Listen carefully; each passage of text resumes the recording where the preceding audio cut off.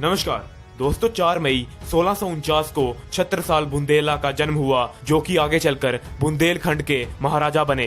दोस्तों, इनका बचपन बहुत ही मुश्किलों में बीता और जब ये सिर्फ 12 साल के थे तब मुगलों द्वारा इनके पिता की हत्या कर दी गई।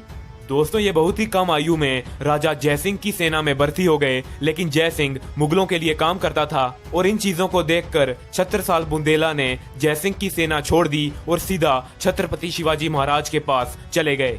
दोस्तों, शिवाजी महाराज ने इन्हें प्रोत्साहित किया और अपनी मातृभूमि बुंदेलखंड में जाकर मुगलों से लड़ने की प्रेरणा दी।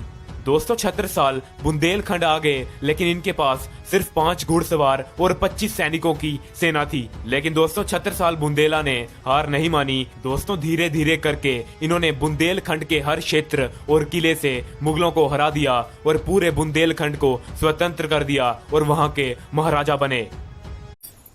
नाम क्या है तुम्हारा? मस्तानी। मस्तानी। तुम्हारे पिता के तो कई रिश्ते थे, तुम किसकी बेटी हो? रूहानी बेगम की। मुसलमान हो। राजा छत्रसाल को इतना भी एहसानमंद होने की क्या जरूरत थी कि इतनी दूर से अपनी बेटी के हाथों सौगात भेज दी? काहे चीमा जी?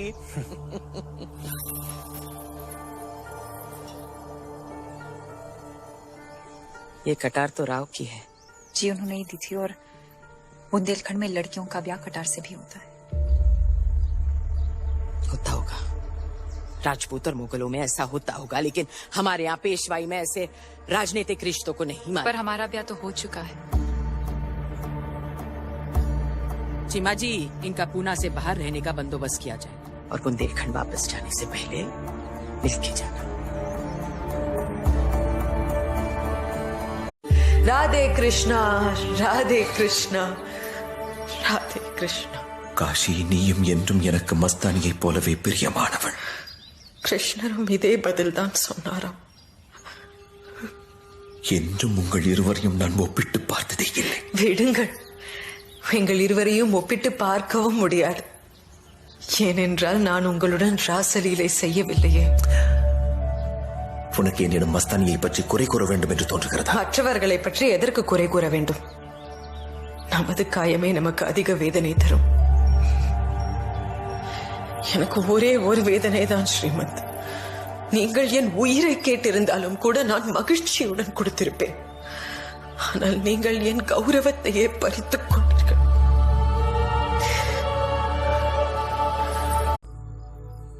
சொல். நீங்கள் யாருடைய மனைவியோ அவர் எனக்கும் கணவர். இருக்கட்டும். ஆனால் எனக்கு தெரிந்த வரையிலும் மனைவி இருக்கும் போது கணவன் இன்னொரு பெண்ணை கூட்டி வந்தால் அவளை காதல் கிழத்தி என்று கூறுவார்கள்.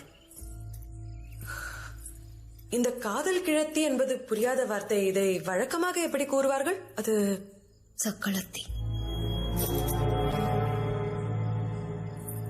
बाजीराव मस्तानी की मौत के बाद उनके बेटे का क्या हुआ? उन्हें मुस्लिम बनाया या बनाया हिंदू मराठा? तो आइए जानते हैं इस वीडियो में। पेशवा बाजीराव ने पहले अपने इस बेटे का नाम कृष्णा भट्ट रखा था, लेकिन जब पूना के पुरोहितों ने इसका विरोध किया तो इसको एक मुस्लिम नाम दिया गया, जिसका नाम था शमशेर बहादुर। बाजीराव मस्तानी की मृत्यु के बाद इसे कई बार मारने की कोशिश की गई, लेकिन बाजीराव की पहली पत्नी काशीबाई ने शमशेर बहादुर को अपने पास बुला लिया और अपने बच्चों के साथ इसका लालन पालन किया। जब शमशेर बहादुर बड़ा हुआ तो उसे बुलंदशहर के बाद और कई जागीरें दे दी गई। जब 1761 के पानीपत के युद्ध में सदाशिव राव और सारे बड़े योद्धा मारे जा चुके थे, जब एक शमशेर बहादुर ही था जो अब्दाली की सेना से अंत तक लड़ता रहा था। उसके पास केवल 5000 घुड़सवार सैनिकों की टुकड़ी थी, तो भी वे बाजीराव पद्धति से दुश्मनों के छक्के छुड़ा दे रहा था। बचपन में मिले तिरस्कार के बावजूद भी वो हमेशा मराठाओं के प्रति वफादार रहा। अंत में घायल शमशेर को राजा सूर्यमल ने अपने यहाँ शरण दी और उसकी वहीं मृत्यु हो गई। मराठा साम्राज्य के 7वें पेशवा यानी कि प्रधानमंत्री पेशवा बाजीराव प्रथम और उनकी दूसरी पत्नी मस्तानी बाई, इन दोनों की लव स्टोरी भी हमारे भारत के इतिहास की एक बहुत ही फेमस लव स्टोरी है।